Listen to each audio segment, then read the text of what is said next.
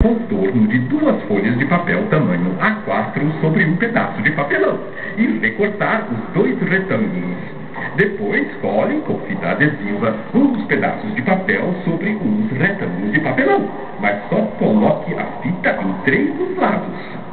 Em seguida, cubra o papelão com cola misturada com água. Coloque tiras de jornal sobre a cola e depois passe mais cola por cima. E cuidado para não passar cola no bolso que está aberto.